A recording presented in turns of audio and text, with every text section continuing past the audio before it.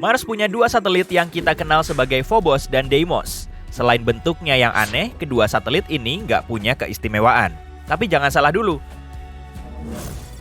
Rupanya para saintis baru aja mengamati fenomena aneh di permukaan Phobos. Tapi mereka belum bisa ngasih penjelasan lebih lanjut. Kira-kira itu fenomena apa ya? Ada kaitan apa dengan sejarah tata surya kita? Kita cari tahu yuk. Phobos dan Deimos ditemukan oleh astronom asal Amerika Serikat bernama Asaph Hall. Nama ini berasal dari nama para dewa Romawi dan Yunani, seperti semua planet di tata surya kita. Yang terkenal misalnya Mars dan Ares sebagai dewa perang. Makanya, satelit Mars juga dinamai sesuai dengan nama kedua putra Ares, yaitu Phobos dan Deimos. Dua nama cantik ini sebetulnya punya makna nyeremin loh, yaitu ketakutan dan horor.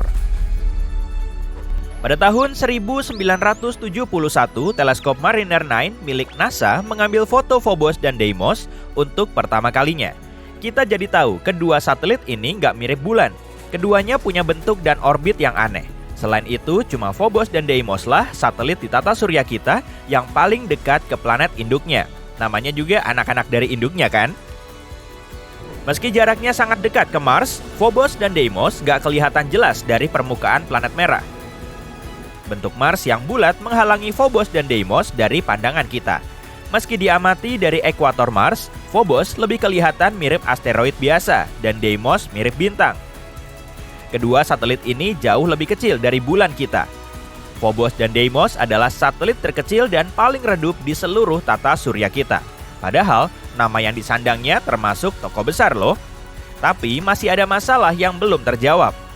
Para saintis melakukan rekonstruksi sejarah ruang angkasa berdasarkan jejak-jejak yang ditemukan di objek ruang angkasa.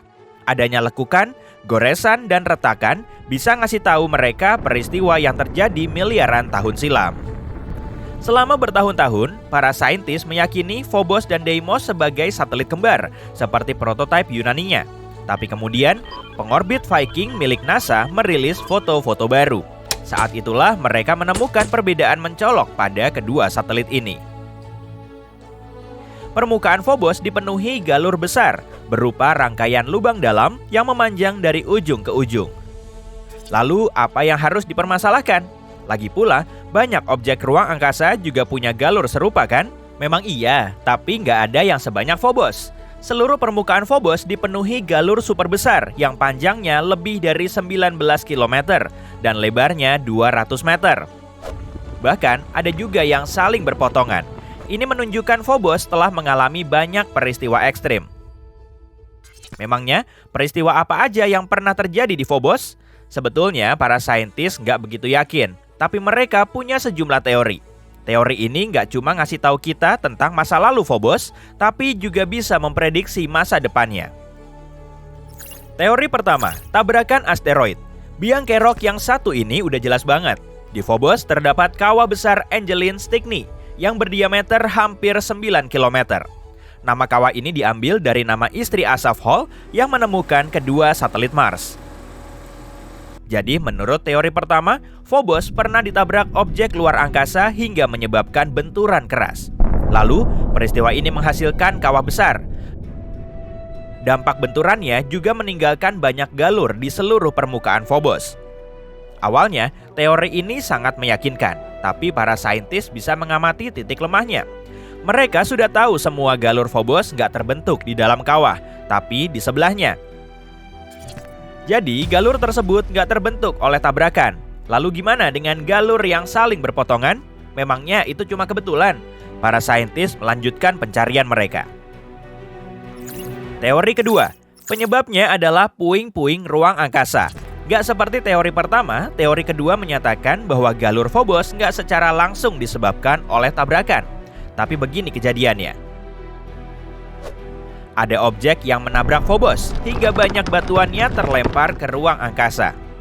Sebagian batuan lenyap di semesta dan sebagiannya kembali ke Phobos. Dengan lintasan yang sangat miring, batuan ini bisa menabrak atau melompati Phobos sampai jauh. Karena gravitasi Phobos sangat lemah, serpihan batu ini nggak bisa berdiam di permukaannya. Serpihannya terus bergerak ke sana kemari selama bertahun-tahun. Lalu terbentuklah galur yang saling berpotongan karena area tersebut terus dihujani batu. Meski cukup meyakinkan, teori ini punya kelemahan. Di Mars dan di permukaan kedua satelitnya gak ada bongkahan batu besar. Serpihan batu ini pasti terperangkap oleh gravitasi dan berdiam di orbit Mars. Atau mungkin menjadi bagian dari Phobos. Kalau teorinya memang begitu, kita pasti akan nemu buktinya di bawah lapisan debu. Tapi kenyataannya nggak begitu. Teori ini nggak menjawab kebingungan para astronom. Makanya, mereka terus mencari biang keroknya. Mungkin galur itu nggak punya keterkaitan dengan Kawas Stokny. Atau mungkin dipicu oleh hal lain yang lebih kuat. Jangan-jangan penyebabnya Mars sendiri. Teori ketiga, Mars jadi biang kerok terselubung. Kedua teori tadi nunjukin kalau Phobos dan Deimos awalnya menjadi bagian dari Mars. Lalu keduanya terpisah dari Mars dan menjadi satelit seperti bulan kita. Tapi gimana kalau kejadiannya nggak begitu? Menurut observasi yang dilakukan oleh Mars Global Surveyor NASA, unsur penyusun Phobos dan Deimos lebih sering ditemukan dalam meteorit dan asteroid. Bisa jadi Phobos dan Deimos termasuk asteroid. Apalagi di antara Mars dan Jupiter terdapat sabuk asteroid. Setelah mengamati ukuran, bentuk, dan komposisinya, para saintis menduga kedua satelit ini pernah jadi bagian dari sabuk asteroid. Keduanya melesat keluar dan akhirnya tertarik ke Mars oleh gravitasi. Fenomena ini dinamakan dengan penangkapan asteroid. Tapi kok aneh banget? Meski penangkapan asteroid bisa aja terjadi, kedua satelit ini sudah melayang di dekat Mars selama miliaran tahun. Orbitnya juga masih sama. Selain itu, atmosfer Mars sangat tipis dan nggak bisa menangkap asteroid. Menurut teori, Phobos dan Deimos seharusnya sudah lama terpisah dari Mars. Tapi kenyataannya nggak begitu. Jadi, kedua satelit ini telah terjebak dan Mars mulai menghancurkannya. Plot twist banget kan? Dalam teori ini, Mars punya kekuatan jahat. Dengan merunut ke masa lalunya, kita bisa nemu sejumlah bukti aktivitas ekstrimnya di masa depan. Galur misterius di Phobos bisa disebabkan oleh kekuatan pasang surut antara Mars dan Phobos. Bumi dan bulan juga mengalami hal yang sama, sehingga saling mendistorsi. Tapi karena posisi Phobos terlalu mepet ke Mars, efek gravitasinya jauh lebih kuat. Artinya, gravitasi Mars lama-kelamaan akan menghancurkan Phobos. Tiap 100 tahun, jarak keduanya berkurang 1,8 cm.